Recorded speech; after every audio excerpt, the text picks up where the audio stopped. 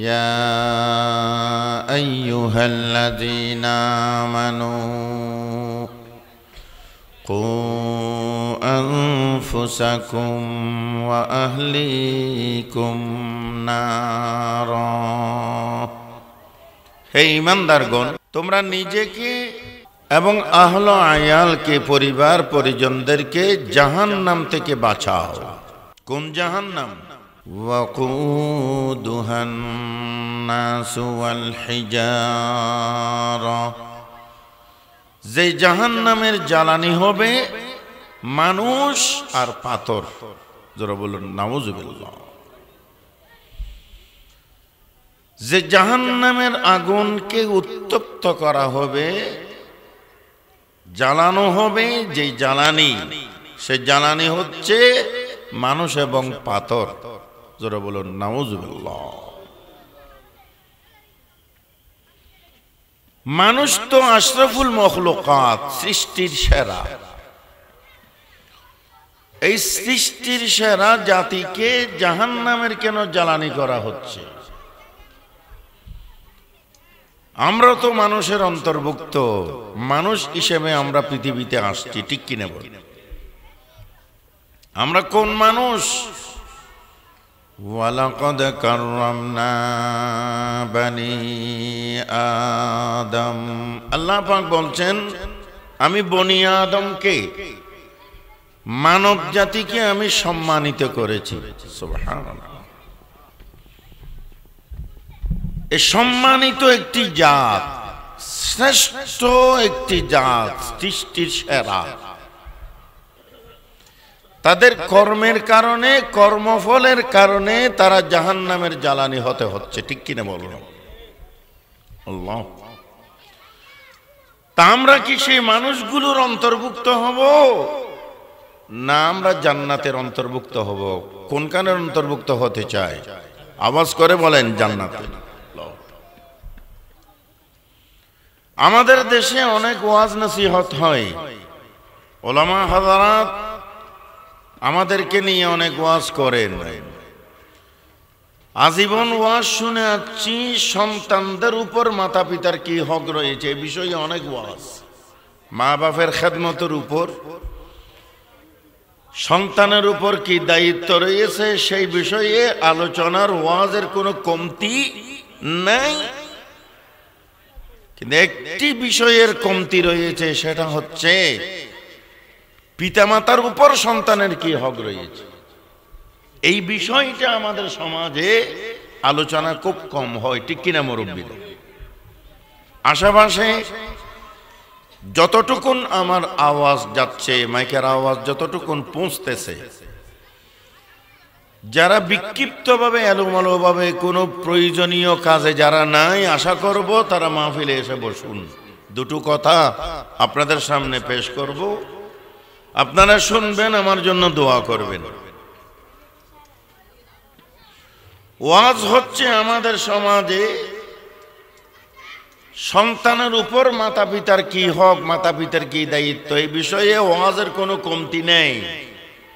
কিন্তু সন্তানের কি হক রয়েছে মাতা পিতার উপর, এই ওয়াজের কমতি রয়েছে, ঠিক কিনা? কমতি রয়েছে। মুহাম্মদুর রাসূলুল্লাহ সাল্লাল্লাহু তাআলা আলাইহি ওয়াসাল্লাম ইরশাদ করেছে, قال النبي صلى الله عليه وسلم حق الولد على الوالد ثلاثة أشياء أن تحسن اسمه إذا ولد ويعلم الكتاب إذا عقل ويزوجه إذا أدرك أو كما قال النبي عليه الصلاة والسلام سبحان দয়াল নবী মুহাম্মদুর রাসূলুল্লাহ সাল্লাল্লাহু আলাইহি ওয়াসাল্লাম ইরশাদ করেন, পিতামাতার উপর সন্তানের তিনটি হক রয়েছে। জোরে বলুন সুবহানাল্লাহ। পিতামাতার উপর সন্তানদের তিনটা হক আছে। এ হকগুলো কি? আন তুহসিনা ইসমাহু ইযা ওয়ালিদা, সন্তান যখন জন্ম নেবে এই সন্তানের একটা ভালো নাম রাখা, অর্থবোধক একটি নাম রাখা। সুবহানাল্লাহ। 2 নম্বর, ওয়া ইউআল্লিমাল কিতাবা ইযা আকিলা, জ্ঞান যখন হবে তাকে কোরআনের জ্ঞান দেয়া, কোরআনের শিক্ষা দেয়া, কোরআনের ইলম তাকে দান করা। সুবহানাল্লাহ। 3 নম্বর, ওয়া ইউযাওবিজুহু ইযা আদরাকা, প্রাপ্তবয়স্ক যখন হবে, বিয়ের বয়স যখন হবে, তাকে একজন আবেদা সালেহা নেককার মেয়ে বিয়ের ব্যবস্থা করে দেয়। সুবহানাল্লাহ। সন্তানের পক্ষ থেকে পিতার উপর এই 3টা হক আছে, দায়িত্ব আছে। এখন আমরা যারা পিতা মাতা হয়েছি, আমরা সন্তানদের এই 3টি হক আদায় করেছি কিনা? যদি না করে থাকি, আল্লাহর আদালতে কিয়ামতের দিন কোন আমরা আসামির কাঠগড়ায় দাঁড়াতে হবে কি? সবাই নিজেদেরকে মুসলমান দাবি করি, সবাই মোমেন বলে দাবি করি, নিজেকে ইমানদার বলে দাবিদার সকলে। একজন মুমিন হয়ে, একজন ইমানদার হয়ে, মুসলমান হয়ে আল্লাহ প্রদত্ত এই 3টি দায়িত্ব মাতা পিতা হিসেবে কয়জনে হক আদায় করেছি সন্তানদের, এই বিষয়ে কিয়ামতের ময়দানে আমাদেরকে প্রশ্ন করা হবে, ঠিক কিনা বলুন? ইসলামের দ্বিতীয় খলিফা হযরত ওমর ফারুক রাদিয়াল্লাহু তাআলা আনহুর খেলাফতের যুগে একজন বয়স্ক মানুষ নিজের ছেলেকে হাত বেঁধে খলিফার দরবারে হাজির করেছে। খলিফা জিজ্ঞেস করলেন, বুড়া মিয়া, এই যুবক ছেলেকে তুমি হাত বেঁধে কেন আমার কাছে হাজির করেছো? কয়, হুজুর, আমার ছেলে আমার সাথে বেয়াদবি করে, আমার ছেলে আমার হক আদায় করে না, আমাকে বাড়িতে ঘরে থাকতে দিতেছে না, আমাকে ঘর থেকে বের করে দিতেছে। ও খলিফাতুল মুসলিমিন, আমি খবর পেয়েছি আপনি হক বিচার করেন নাই, ভাবে বিচার করেন। আমি আমার এই বেয়াদব ছেলেকে আপনার কাছে হাজির করেছি, একটু বিচার করে দেন। আমার ছেলে, আমার সন্তান কেন আমার হকগুলো আদায় করে না? এই কথা বলার পর খলিফা ওমর যখন এই ছেলেটির বিচার করার জন্য যখন সে প্রস্তুতি নিচ্ছিলেন, যুবক ছেলে দাঁড়িয়ে রয়েছে। ও খলিফাতুল মুসলিমিন, আপনি যদি আমাকে অনুমতি দেন, আমি আপনার কাছে একটি প্রশ্ন করব। কয়, বলো। ও খলিফাতুল মুসলিমিন, আমার বাপ, আমার পিতা আমার বিরুদ্ধে যেই অভিযোগটা করেছেন, অভিযোগ সত্য। আমি বাপকে ঘরে রাখছি না,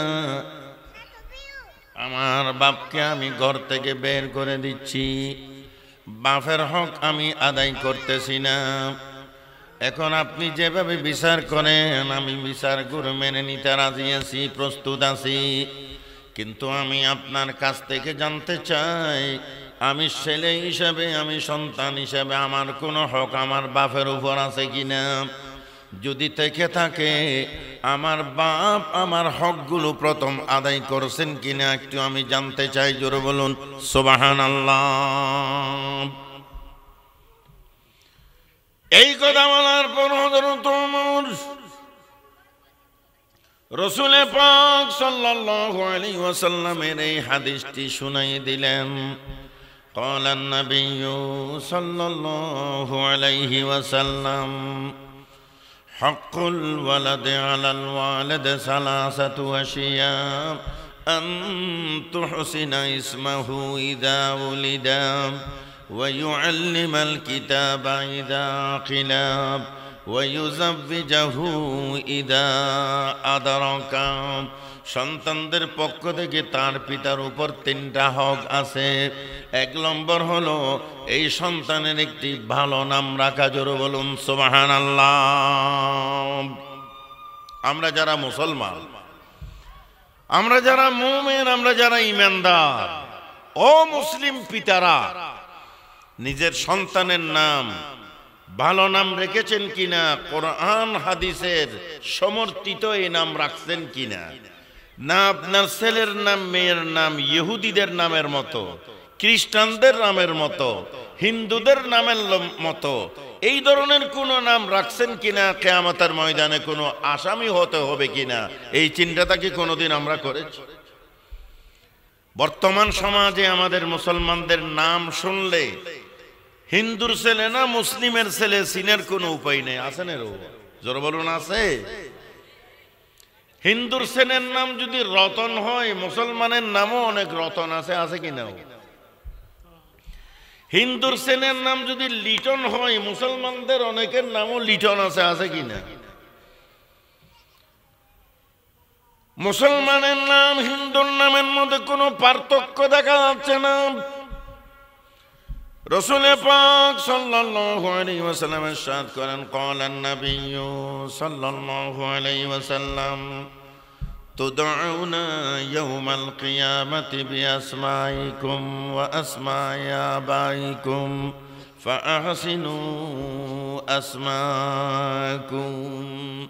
কিয়ামতের ময়দানে আল্লাহর পক্ষ থেকে ডাক দেবেন নাম ধরে। নবী বলছেন তোমার নাম ধরে এবং তোমার পিতার নাম ধরে ডাকবেন আল্লাহ। সুবহানাল্লাহ।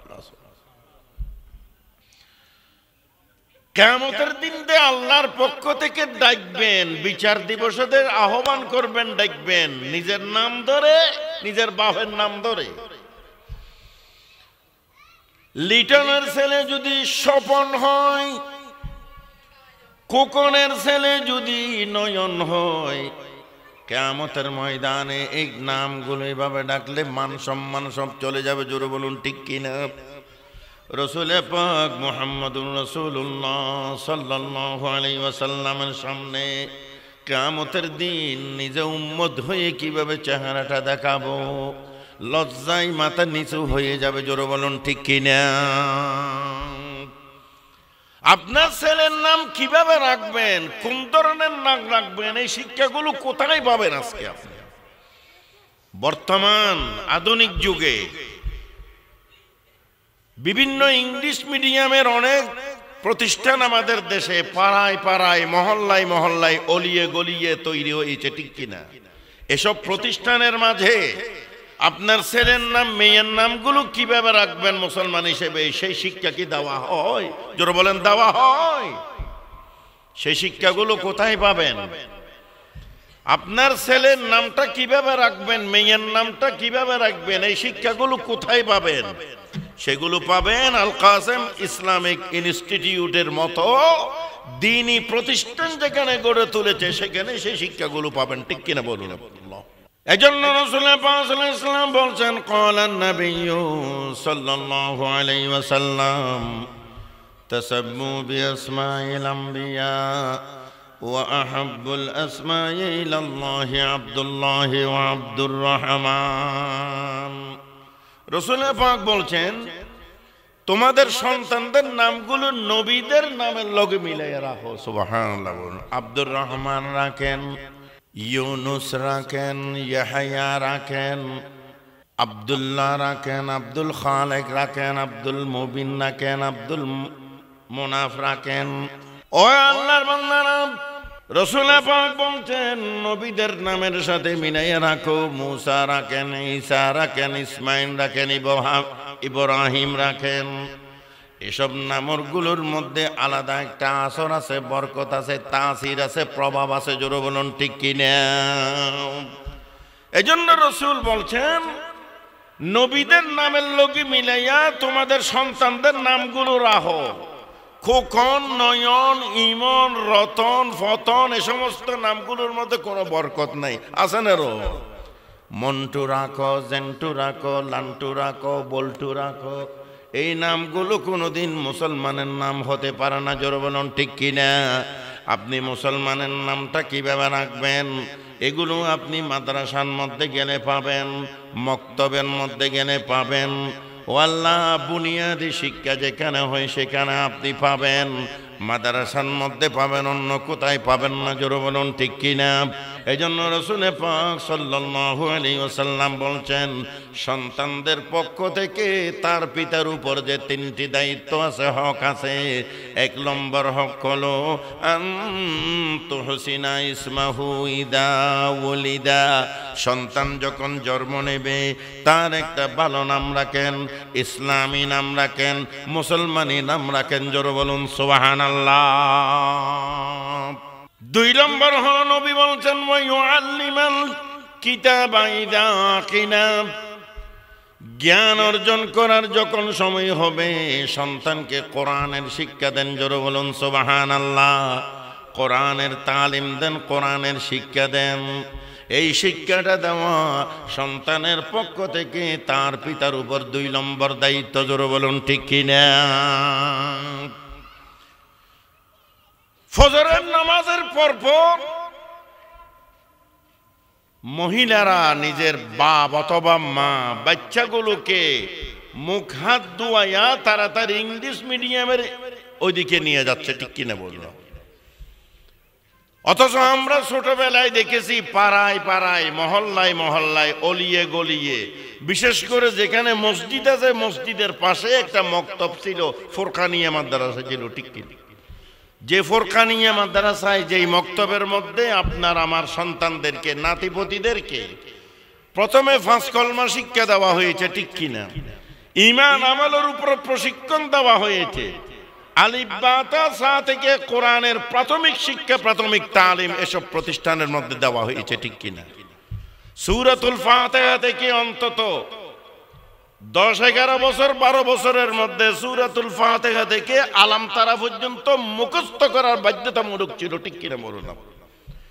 ঈমানে মুজমাল কি, ঈমানে মুফাসসাল কি, সেগুলো শিক্ষা দেওয়া হয়েছে। কালিমায়ে শাহাদাত, কালিমায়ে তাইয়্যিবা, কালিমায়ে তামজিদ, সেগুলো মুখস্থ করা হয়েছে, জোরে বলুন ঠিক কিনা? আত্তাহিয়াত মুখস্থ করা হয়েছে, সুবহানাকা মুখস্থ করা হয়েছে। নামাজে কিভাবে দরুদ শরীফ পড়তে হবে তা শিক্ষা দেওয়া হয়েছে। এখন আপনি দেখেন এসএসসি পাস করেছে, এসএসসি ইন্টার পাস করেছে, সূরাতুল ফাতিহা পর্যন্ত এখনো পর্যন্ত তার মুখস্থ নাই, জোরে বলুন ঠিক কিনা?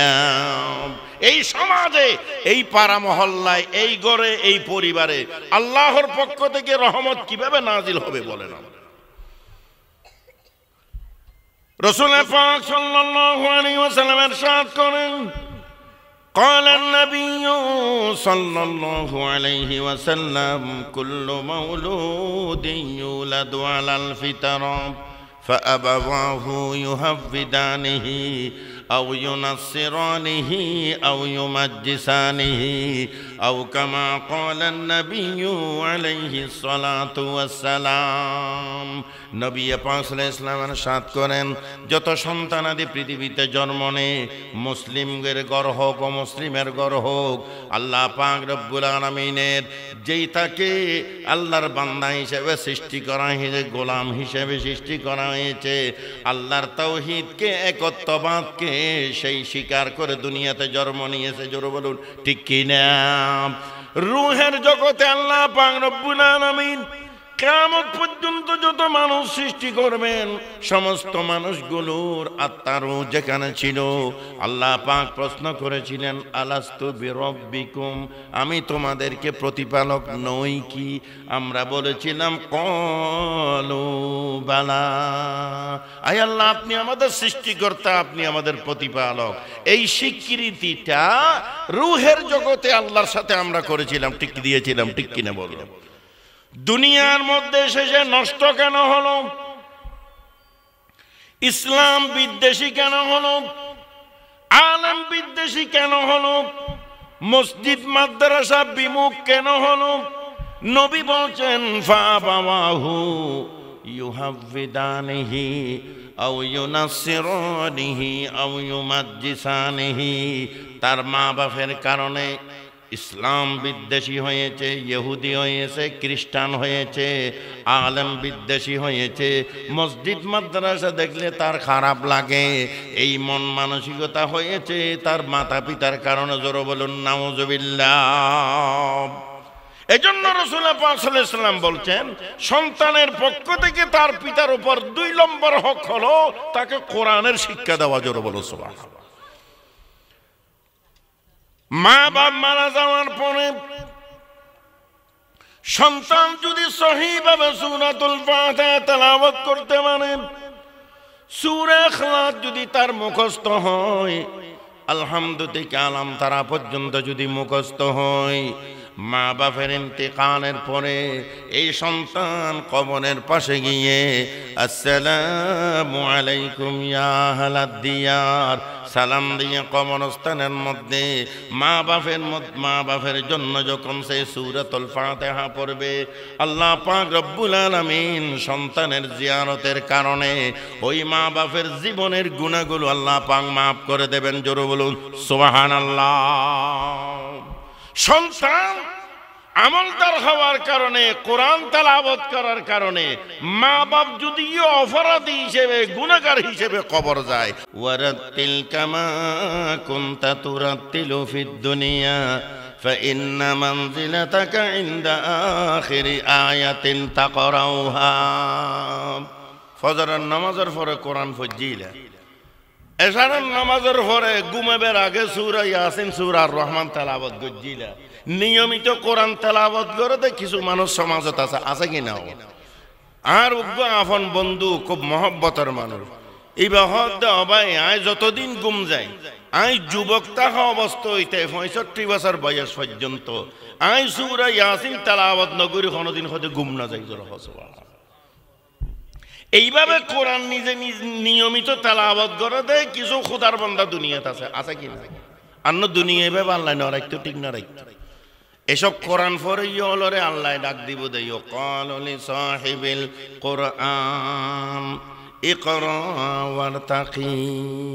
তুমি আজিও কেন কোরআন ন পড়ি আয় খোদার উনো না? সুবহানাল্লাহ। তুই কোরআন পড়ো, ওয়ারতাকি, জান্নাতের সিঁড়ি বাই বাই উর্মিকে উড়ো। ফাইন্না মানজিলাতাকা ইনদা আখিরি আয়াতিন তাকরাউহা। আল্লাহর সামনে কিয়ামতের দিন কোরআন তেলাওয়াত শেষ হইব, আল্লাহর জান্নাতের সিঁড়ি বাই বাই সর্বোচ্চ উপরে উঠে যাবি। জোরে সুবহানাল্লাহ। মুরব্বিয়ন বাইয়ল আলোচনা দীর্ঘায়িত নয়, ফলরে ফাগরি প্রদান করা যাইব। হইতাম চাইলাম দে আর অনারাতে প্রত্যেক জনতে পিতা হিসেবে, মা হিসেবে 3 হক আছে। ফোয়াশালর 3 হক আছে। যেই ফোয়ারে অন জন্ম দিউন অনর ঔরসন মধ্যে ফোয়া দুনিয়া তাইছি ফোয়া গুণরে অনতে অনর তারার হক আদায় করা করিব। 1 নম্বর হকল দি ফোয়াইবেন নামমান মুসলমানের নাম রাখন। সুবহানাল্লাহ।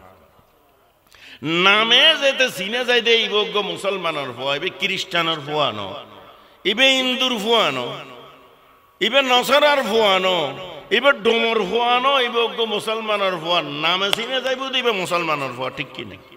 2 নম্বর হইল দি ফোয়ারে কোরআন শিক্ষা দাও। সুবহানাল্লাহ।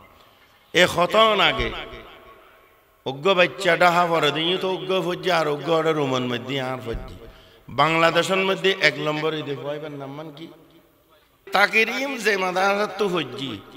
এই ফোয়ার বাপ্প এখন বড় হনো সরি করে দেন হইয়া ক্যান্টনমেন্টর যে মার্কেট আছে বাইজিদের দিয়ে না এবাদত খানা আছে দেই মধ্যে ইমামতি করে দে।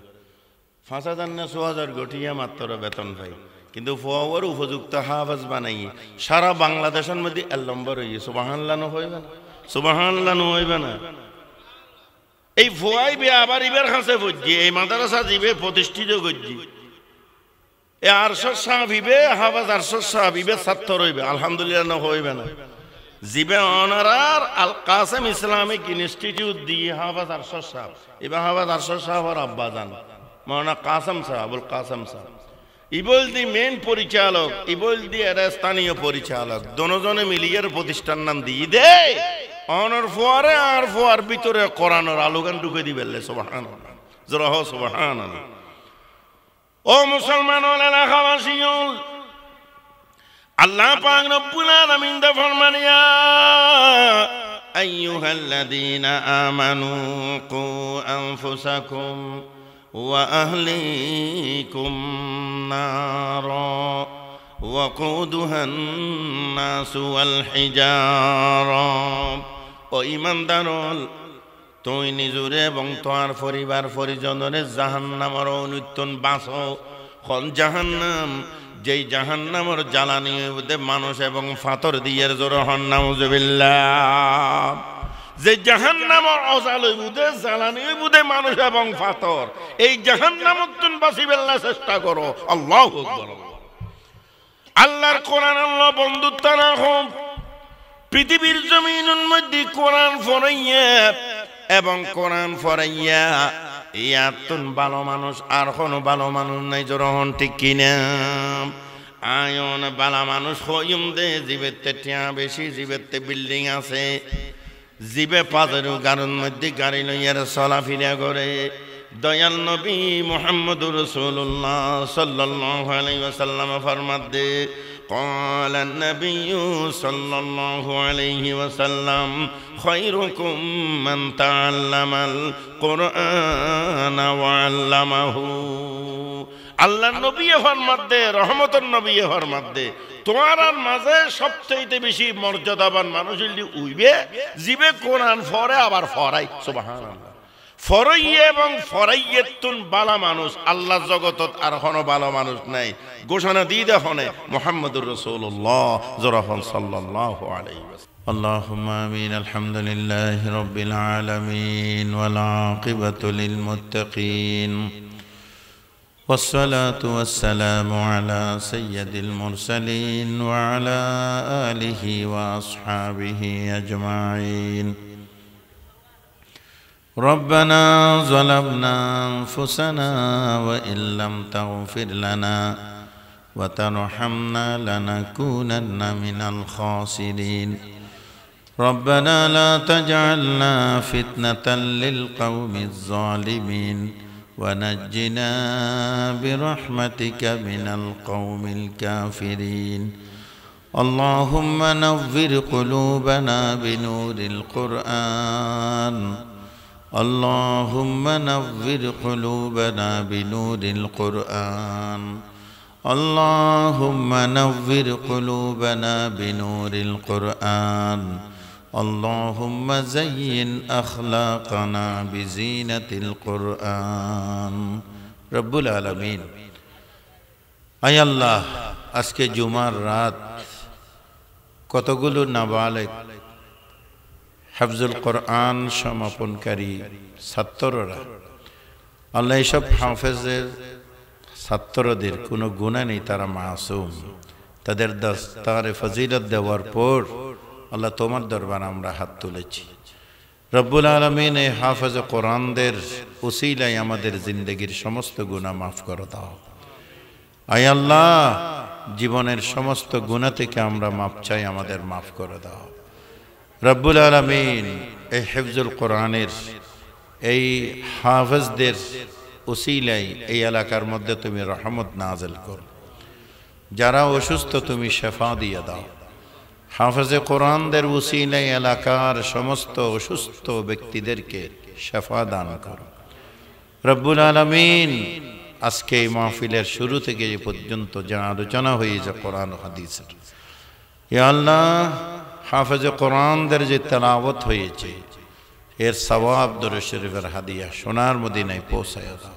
আম্বিয়া আলাইহিমুস সালাম সাহাবায়ে কেরাম রিদওয়ানুল্লাহি তাআলা আলাইহিম আজমাইন আসাতিজায়ে কেরাম মুরব্বিয়ানে আযম এই এলাকার যত কবরবাসী সমস্ত কবরবাসীদের রূহে সওয়াব পৌঁছায় দাও রব্বুল আলামিন যাদের জায়গায় মাদ্রাসা হয়েছে যাদের জায়গায় আজকে মাহফিল হচ্ছে আয় আল্লাহ এই জায়গার পূর্বপুরুষ যারা কবরে রয়েছে তাদের রূহে সওয়াব পৌঁছায় দাও আল্লাহ তাদের রূহে সওয়াব পৌঁছায় দাও তাদের জিন্দেগীর গুনাহগুলো মাফ করে দাও যাদের জায়গাতে মাহফিলের স্থান দিয়েছে যাদের জায়গাতে কোরআনের ঘর তৈরি হয়েছে আল্লাহ তুমি তাদেরকে তোমার জান্নাতের মধ্যে ঘর বানাইয়া দাও আল্লাহ তাদের জন্য তোমার জান্নাতে ঘর বানাইয়া দাও রব্বুল আলামিন এই মাহফিলের বরকত এই মাহফিলের সওয়াব এলাকার মধ্যে তুমি ছড়াইয়া দাও এই মাহফিলের রৌনক তুমি এলাকার মধ্যে পৌঁছাইয়া দাও এই মাহফিলের ফয়ুজাত বরকত এলাকার মধ্যে তুমি ছড়াইয়া দাও এই এলাকাকে তুমি আগুন থেকে আসমানি জমিনি বালা মুসিবত থেকে হেফাজত করো। আয় আল্লাহ, এই মাহফিলের এই কোরআনের ঘরের উসিলায়, কোরআনের পাখিদের উসিলায় এই এলাকার মধ্যে তুমি রহমতের চাদর বিছাইয়া দাও। আল্লাহ, এই এলাকার ছোট ছোট বাচ্চাদেরকে কোরআনমুখী করে দাও, মসজিদমুখী করে দাও, দ্বীন ইসলামমুখী করে দাও, মাতা পিতার অনুগত বানাইয়া দাও, চরিত্রবান বানাইয়া দাও, তাদেরকে নামাজি বানাইয়া দাও, দিনদার বানাইয়া দাও, কোরআন পড়নেওয়ালা, কোরআন তেলাওয়াতকারী বানাইয়া দাও।